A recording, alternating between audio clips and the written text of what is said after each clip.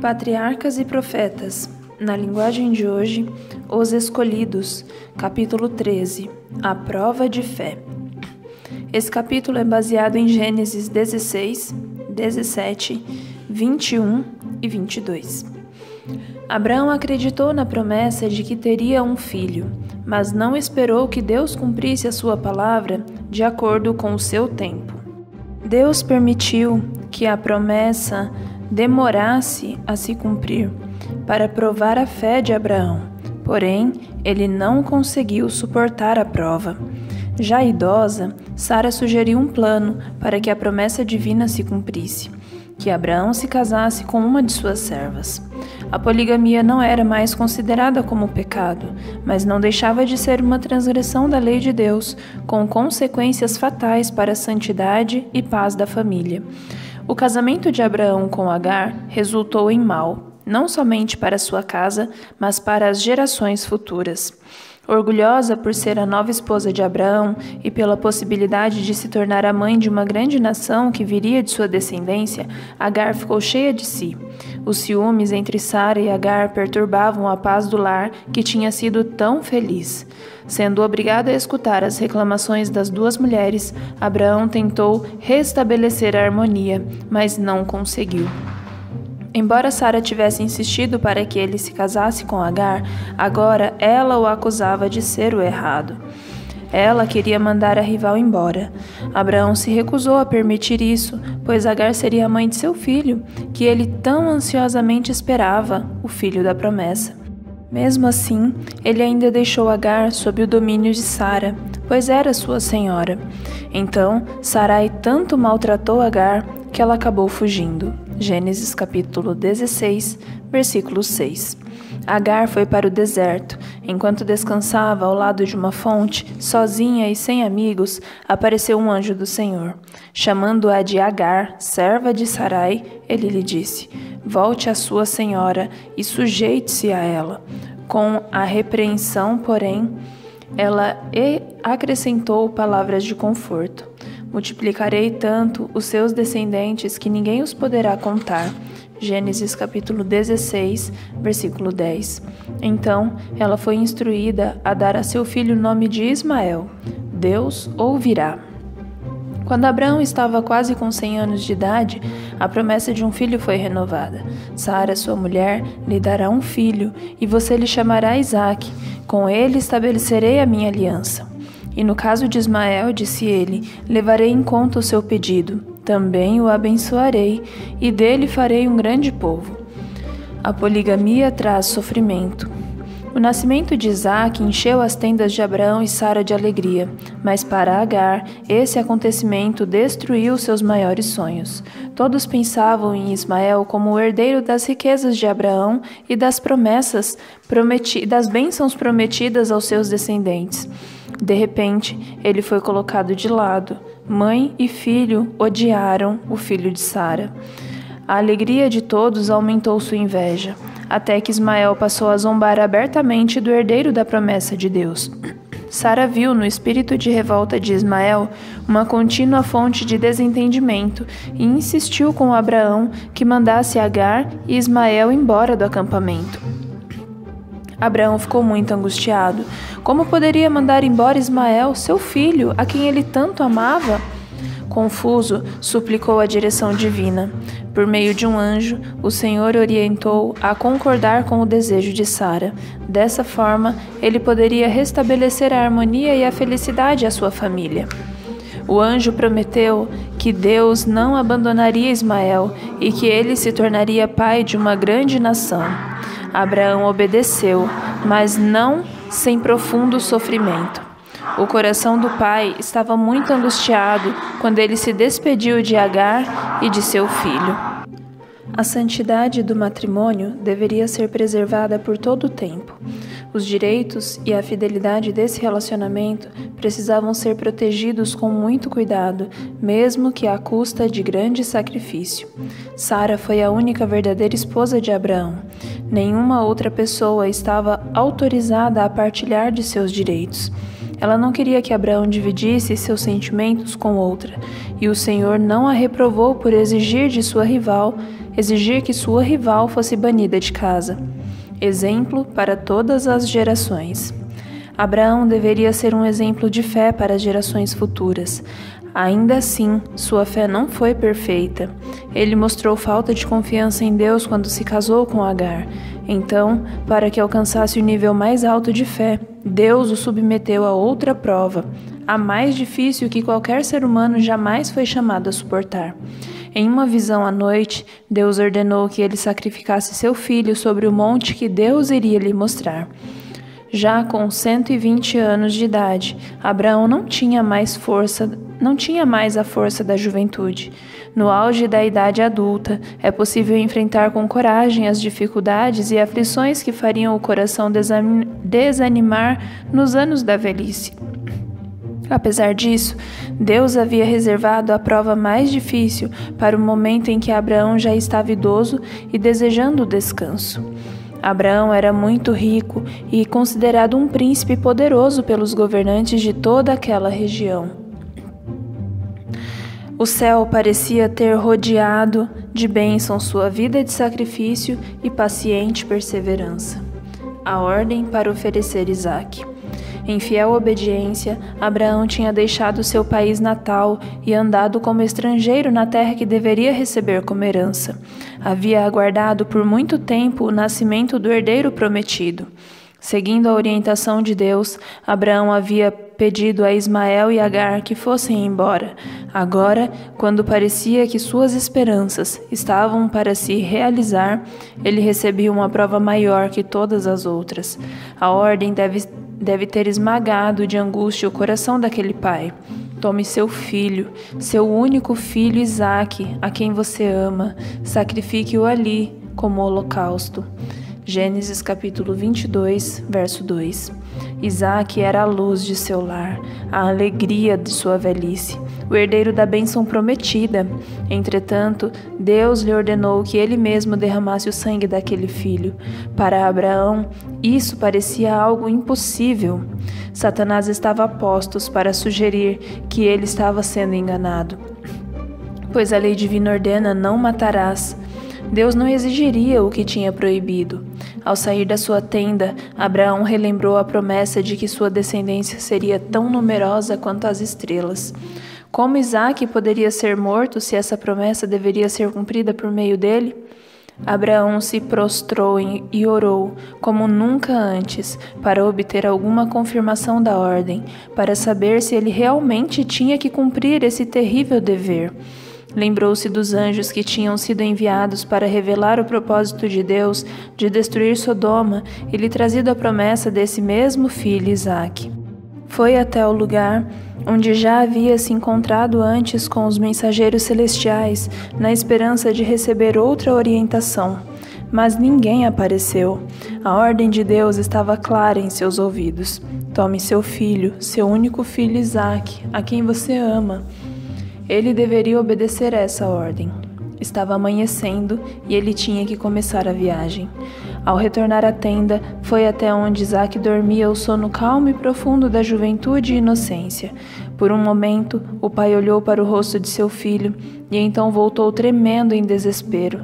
Foi até onde estava Sara, que também dormia. Deveria despertá-la? Como desejava aliviar o coração e partilhar com ela essa terrível responsabilidade. Abraão se conteve. Isaque era a sua alegria e o seu orgulho. O amor de mãe poderia se recusar a fazer esse sacrifício. 3 dias muito tristes. Abraão acordou o filho e lhe contou da ordem para irem oferecer sacrifício em uma montanha distante. Isaque tinha ido adorar várias vezes com seu pai. Por isso ele não ficou surpreso com a notícia. A lenha estava preparada e colocada sobre o jumento. Então partiram com 2 servos. Pai e filho viajavam em silêncio. Abraão refletia em seu terrível segredo. Seus pensamentos estavam naquela mãe amável, orgulhosa do filho, e no dia em que teria de voltar para casa sozinho. Ele bem sabia que a notícia da morte do filho seria como uma faca cortando seu coração. Aquele dia, o mais longo na vida de Abraão, arrastava-se e ia chegando ao fim. Ele passou a noite em oração, esperando ainda que algum mensageiro celestial viesse lhe dizer que o jovem poderia voltar intacto para sua mãe. Porém, nada, nem ninguém veio aliviar seu coração angustiado. Outro longo dia, outra noite de humilhação e oração. A ordem para matar seu filho continuava soando aos seus ouvidos. Satanás estava próximo para lançar dúvida e descrença, mas Abraão resistiu às suas insinuações. Quando estavam prontos para iniciar a jornada do terceiro dia, Abraão viu um sinal prometido, uma nuvem de glória pairando sobre o monte Moriá. Estava certo de que a voz que falara com ele tinha vindo do céu. Mesmo naquele momento, não murmurou contra Deus. Havia recebido esse filho de forma inesperada. Aquele que havia lhe concedido esse precioso presente tinha o direito de pedir de volta o que era seu. Então, a fé lhe renovou a promessa, por meio de Isaque, que sua descendência há de ser considerada. Uma descendência numerosa como os grãos de areia da praia. Isaque era o filho de um milagre e não poderia o poder de Deus lhe ressuscitá-lo? Abraão se apegou à palavra divina, levou em conta que Deus pode ressuscitar os mortos. Ninguém, a não ser Deus, era capaz de compreender o enorme sacrifício do pai em entregar seu filho à morte. Abraão não quis que ninguém, a não ser Deus, testemunhasse a cena da separação. Pediu que seus servos ficassem mais atrás, dizendo: "Eu e o rapaz vamos até lá. Depois de adorarmos, voltaremos." Gênesis capítulo 22, versículo 5. A lenha foi colocada sobre Isaque.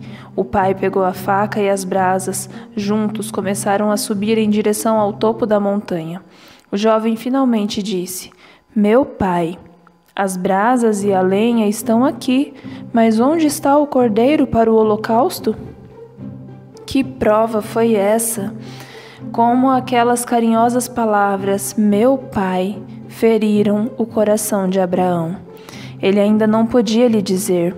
Então respondeu: "Deus mesmo há de prover o cordeiro para o holocausto, meu filho." No lugar indicado, construíram o altar e colocaram a lenha sobre ele. Depois, com voz trêmula, Abraão revelou a Isaque a mensagem divina. Educado para obedecer. Com terror e espanto, Isaque ficou sabendo da sua sorte, mas não ofereceu nenhuma resistência. Poderia ter fugido se quisesse. O idoso pai, exausto com as suas lutas daqueles 3 dias terríveis, não poderia ter se oposto à vontade do jovem forte. Isaque, porém, tinha sido educado desde criança a obedecer prontamente, e ao saber do propósito de Deus, ele se entregou sem resistir. Partilhava da mesma fé de Abraão e sentiu-se honrado em dar sua vida em oferta a Deus. As últimas palavras de amor de um para o outro foram ditas, as últimas lágrimas derramadas, o último abraço foi dado. O pai levantou a faca. No mesmo instante, o anjo de Deus o chamou do céu. "Abraão, Abraão!" Ele rapidamente respondeu: "Eis-me aqui." Então ele ouviu novamente a voz. "Não toque no rapaz", disse o anjo. "Não lhe faça nada. Agora sei que você teme a Deus porque não me negou seu filho, o seu único filho." Abraão viu um carneiro preso pelos chifres e logo a seguir o ofereceu em lugar de seu filho. Com grande alegria e gratidão, Abraão deu um novo nome àquele lugar, Jeová Jirê, que significa "o Senhor proverá." Gênesis capítulo 22, versículo 14. Promessa renovada. No Monte Moriá, por meio de um juramento solene, Deus confirmou novamente a bênção a Abraão e seus descendentes. "Juro por mim mesmo", declarou o Senhor, "que por ter feito o que fez, não me negando seu filho, o seu único filho, esteja certo de que o abençoarei e farei seus descendentes tão numerosos como as estrelas do céu e como as areias da praia do mar. Sua descendência conquistará as cidades dos que lhe foram inimigos, e por meio dela, todos os povos da terra serão abençoados, porque você me obedeceu. Desde então, o grande ato de fé praticado por Abraão permanece como uma coluna de luz, iluminando o caminho dos servos de Deus em todos os tempos. Durante esses 3 dias de viagem, Abraão teve tempo suficiente para raciocinar e duvidar de Deus. Ele poderia ter pensado que matar seu filho faria com que fosse considerado um assassino, um segundo Caim. Seus ensinos poderiam ser rejeitados e desprezados, destruindo assim seu poder para fazer o bem a seus semelhantes. Poderia ter se justificado dizendo que a idade o dispensava de obedecer, mas ele não se apegou às desculpas. Abraão era humano. Suas paixões e afeições eram semelhantes às nossas. Porém, ele não parou para ficar pensando na dor que sentia em seu coração. Sabia que Deus é justo e reto em tudo aquilo que nos pede para fazer. Abraão creu em Deus, e isso lhe foi acreditado como justiça, e ele foi chamado amigo de Deus. Tiago, capítulo 2, verso 23. Paulo diz ainda: os que são da fé, estes é que são filhos de Abraão. Gálatas capítulo 3, verso 7. Abraão demonstrou sua fé por meio de suas obras. Não foi Abraão, nosso antepassado, justificado por obras, quando ofereceu o seu filho Isaque sobre o altar? Você pode ver que tanto a fé como as obras estavam atuando juntas, e foi a fé aperfeiçoada pelas obras. Muitos não conseguem entender a relação entre fé e obras. Dizem eles: apenas creia em Jesus e estará salvo. Isso não tem nada a ver com guardar a lei. Entretanto, a fé verdadeira é demonstrada por meio da obediência. O Senhor declara com respeito aos pais dos fiéis: Abraão me obedeceu e guardou meus preceitos, meus mandamentos, meus decretos e minhas leis. Gênesis capítulo 26, verso 5. Tiago assim nos diz: assim também a fé, por si só, se não for acompanhada de obras, está morta. Tiago 2, 17. João, que tanto fala de amor, nos diz: porque nisso consiste o amor de Deus, em obedecer aos seus mandamentos. 1 João capítulo 5, verso 3. Deus anunciou primeiro as boas novas a Abraão. A fé do patriarca foi firmada no Redentor que um dia viria. Cristo disse: Abraão, pai de vocês, regozijou-se porque veria o meu dia. Ele o viu e alegrou-se. João capítulo 8, verso 56. O cordeiro oferecido em lugar de Isaque representava o Filho de Deus, que seria sacrificado em nosso lugar. O pai, olhando para seu filho, disse ao pecador: viva, eu achei um resgate. A angústia que Abraão suportou durante os dias mais escuros daquela terrível prova foi permitida para que ele pudesse compreender uma parte da grandeza do sacrifício feito por Deus para a nossa redenção. Nenhuma outra prova poderia ter causado em Abraão tamanho sofrimento como o oferecimento do próprio filho. Deus deu o seu filho para que sofresse uma morte de agonia e humilhação. Não foi permitido aos anjos que interferissem, como haviam feito no caso de Isaque. Não houve nenhuma voz que exclamasse: basta! Para salvar a raça caída, o Rei da Glória entregou a sua vida. Aquele que não poupou seu próprio filho, mas o entregou por todos nós, como não nos dará justamente com ele e de graça todas as coisas? Romanos, capítulo 8, verso 32. O sacrifício exigido de Abraão não foi somente para o bem de si mesmo, nem apenas para benefício das futuras gerações. Serviu também de instrução para os seres sem pecado, no céu e em outros mundos. A terra, onde o plano da redenção está sendo executado, é o livro de estudos do universo. Como Abraão, havia mostrado falta de fé, Satanás o havia acusado diante dos anjos e de Deus.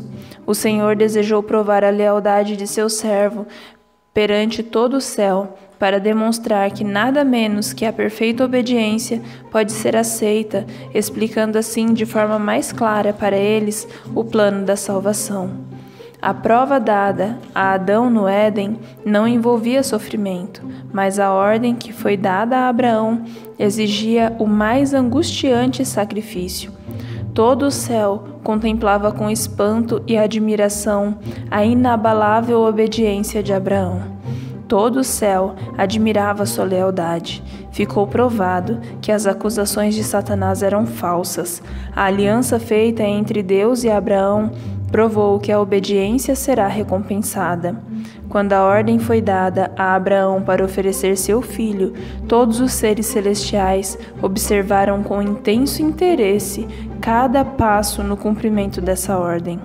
Luz foi lançada sobre o mistério da redenção, e até mesmo os anjos compreenderam mais claramente a maravilhosa providência feita por Deus para a nossa salvação. Veja 1 Pedro, capítulo 1, verso 12.